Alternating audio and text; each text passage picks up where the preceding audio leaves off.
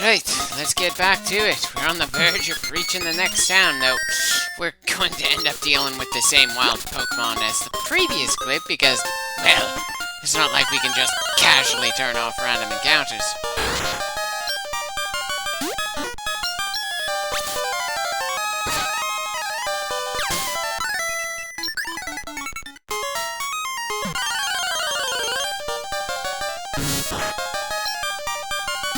It's downright hilarious how little I feel interested in the fights for the most part when Pokemon battles are such a big thing in the entire franchise, even the anime. I'm not sure if it's the way attacks are handled with limited ammo in the games and all that, or if it's due to it being very rare for a lot of the trainers we've run into to last more than 2 turns per Pokemon. I certainly know it doesn't have to do with the animations, not when I enjoyed the original Final Fantasy so much, and that came out way before Pokemon Crystal or even Red.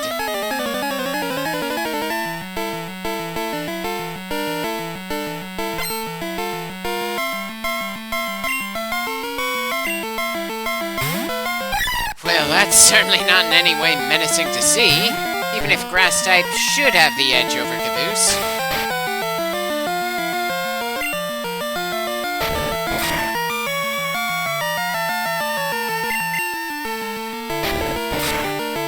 Why they decided to make Hoppip about as easy to deal with as a Magikarp. Magikarp itself can get away with it since it can evolve into the extremely respectable Gyarados, but Hoppip doesn't really have that kind of growth. Only really sending out Vincent because I feel like he's not going to get too many other opportunities to level up. Not when he can't actually harm any normal types.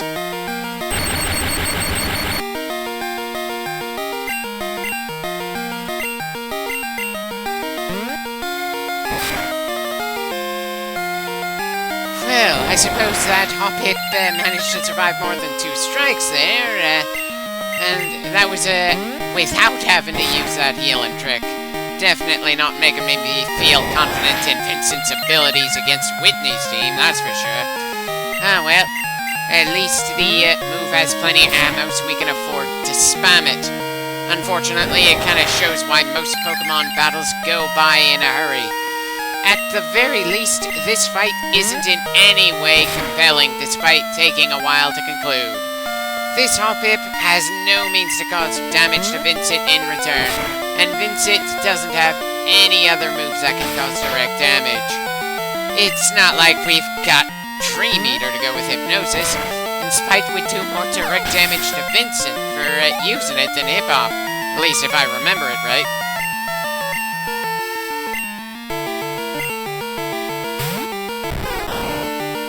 And thankfully, this poor girl doesn't have an entire team of nothing but Hoppips.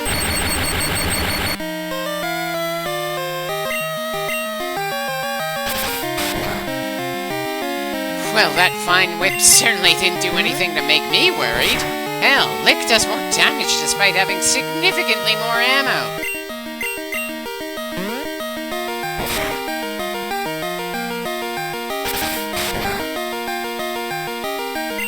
I just don't get why Grass type doesn't do much damage to Poison type. You'd think it'd be neutral. It's not like Poison is especially capable against Bug type after all. Hell, you'd think that Poison would be the same for both Bugs and Grass, considering all the various weed killers and pesticides out there.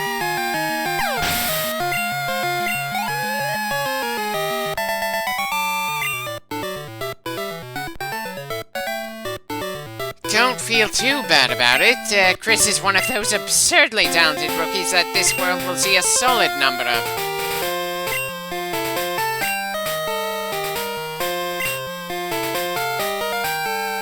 Oh dear, not really sure that we're the person you want to be the cheerleader of. Especially since it's not like you're going to be a constant companion for us.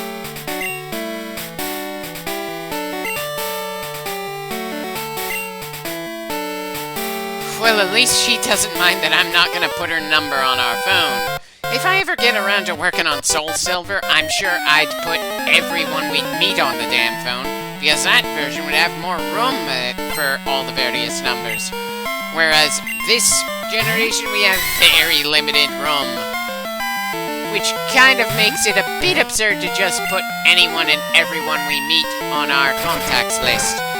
I'm pretty sure that the whole phone number thing was supposed to be something to make the hero feel more social, but the way it was designed in the second generation just encourages me to be pretty antisocial in the Pokemon world.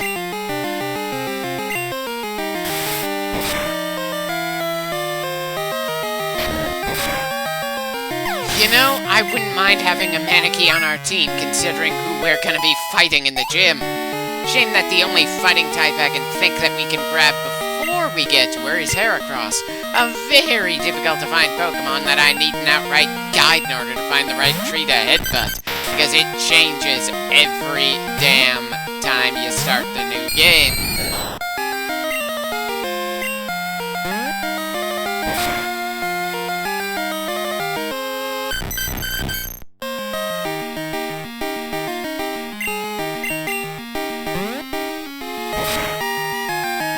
Part of me was tempted to make a joke about just what Vincent licking a Diglett would look like, but I'm sure plenty other people over the decades have made plenty of pervy jokes about the move lick, much less using lick on something that pops up from the ground. Not that I really care about trying to keep things PG around here, I just don't think that making a gag about a ghost giving an underground mole thing oral would really be that great of a joke. Maybe I just don't have the right sense of humor for the moment.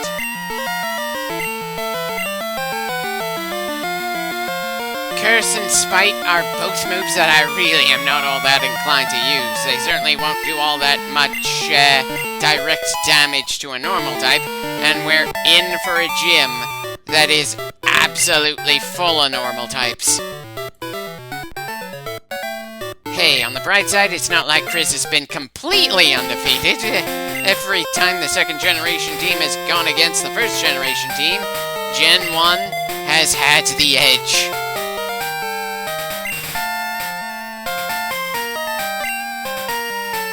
I'm sure you're already the star of your class. Unfortunately for you, the world is a lot larger than your class.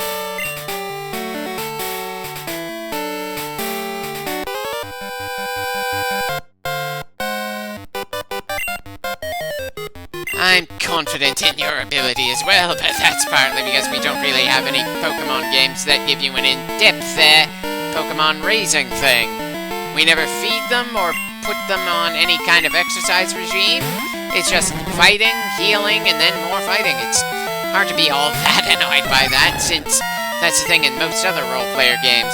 And I've got to admit, I probably would be annoyed as hell if Pokemon worked the same way as Digimon World 1 or the Monster Rancher games, with potentially Pokemon dying on you just because you made a few mistakes. Or just old age. And again, part of the reason I don't bother to just skip over the grinding in these games is because it's the closest thing to raising our team we've gotten Pokemon. Still, it's hard to avoid thinking about Pokemon possibly evolving as a series when I know it will have, at best, incremental improvements from this generation onwards. Hell, this generation is an incremental improvement over the first one. Sorry, I have my own means of keeping an eye on my budget. Anyway, we've finally made it to the next town. Time for a lot of conversations with the locals. Part of me finds it odd that it's the only radio tower in the entire region. But then it's not like any role-player game does a great job of fully fleshing out the game locations. The population numbers for a random town are generally pretty small in all games, much less outright cities.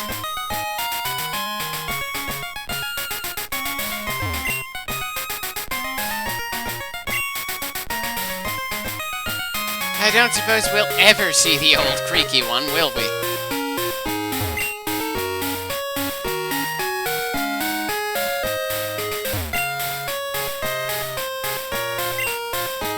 Sorry, I avoid all kinds of gambling when I have the choice. Hell, I'd go out of my way to avoid the game corner in all the games, and probably won't feel much of anything when the gambling den stop being a thing in Pokemon.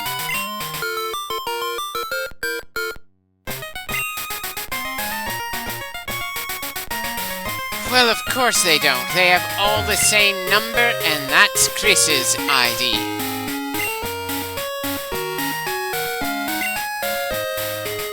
At least this game seems a lot less luck-based, so let's give it a try.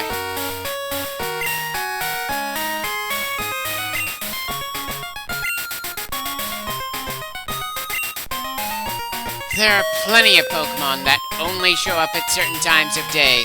It's kind of the big gimmick in this generation that will continue to be a thing for most of the other Pokemon games that come after.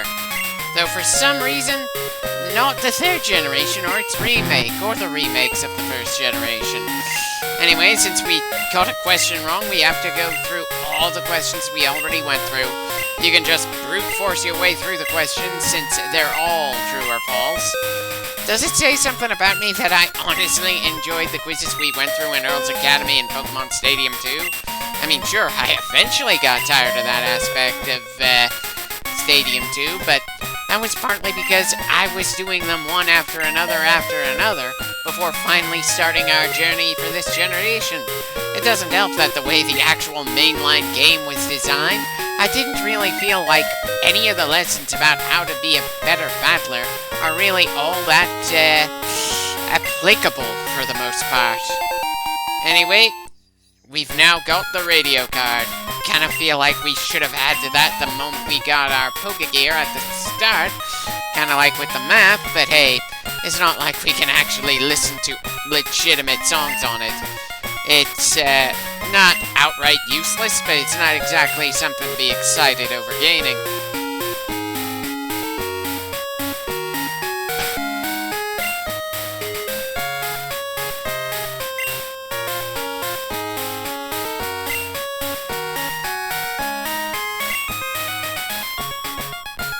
Well, I don't know what she sounds like. The dialogue in this game is all text.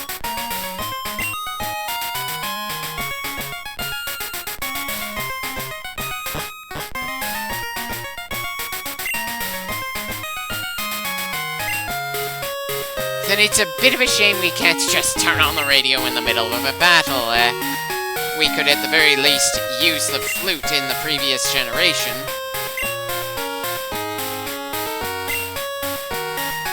I'm sure you're going to explain it to us.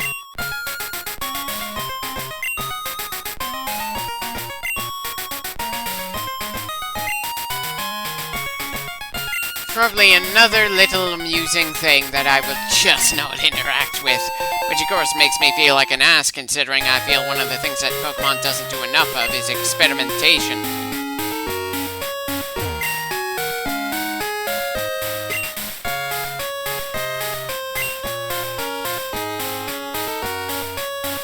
Okay, those are actually some pretty decent prizes. I certainly like the nuggets, since that would give us a pretty good income if I bothered with this little mini-game. But I'm afraid that the mini-game would probably take weeks of tuning in at the right day of the week for the right password thing, then coming back to this specific spot to earn said points on a different day. Since I haven't been taking full advantage of Kurt's ability to make the free Pokeballs for us, I don't think I'd go out of my way for that either. If anything, I'm surprised that we were allowed this far into the building, especially since we are not an employee.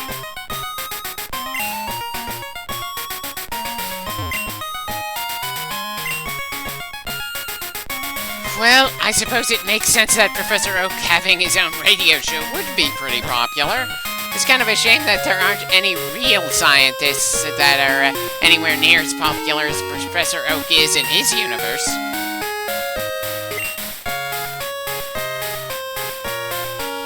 Thank you for revealing that Team Rocket has an interest in the radio tower. I'm sure that will be important later on. As if the fact that we were blocked from going further up wasn't enough of a hint that we'll be back here at some point. I don't see why that was worth a bit of a chuckle there, kid. Don't worry, Team Rocket won't be a thing after the second generation. We'll have other silly teams to deal with.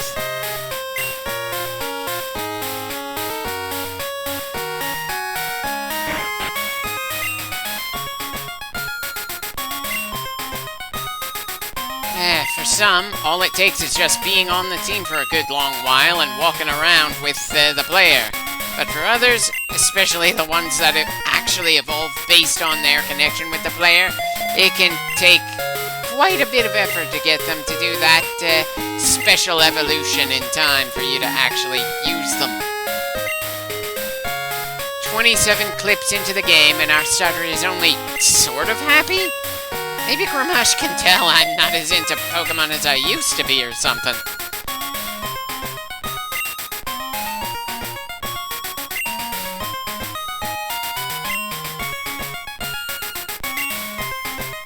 Yeah, losing can kind of strain your relationship to a degree, but a solid enough friendship and you can keep bouncing back up.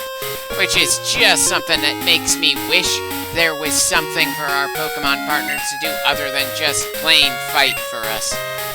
Guess that's just something we'll have to await and see in later generations, but even then things tend to be rather battle-centric.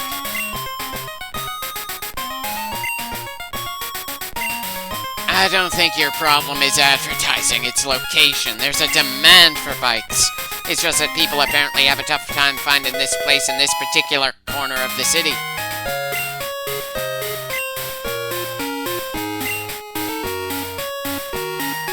Well, anywhere that won't prompt the game to tell us we're not allowed to bike there. Anyway, feeling pretty ready to save the game and end things for the moment. Just gonna see what's going on in the Pokemon Center, and we'll deal with the rest of the town in the next clip.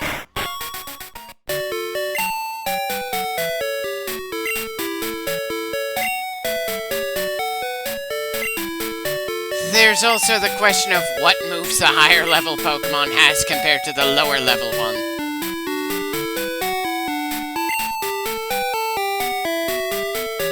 Don't worry, as a protagonist we don't have to worry about back problems from overloading our bags, just arbitrary item limits. Sorry, doubt we're ever going to gain any Eon Mail.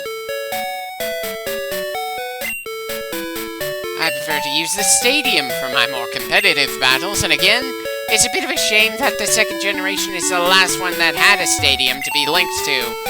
Guess I'll try to make the most of it while it's still a thing.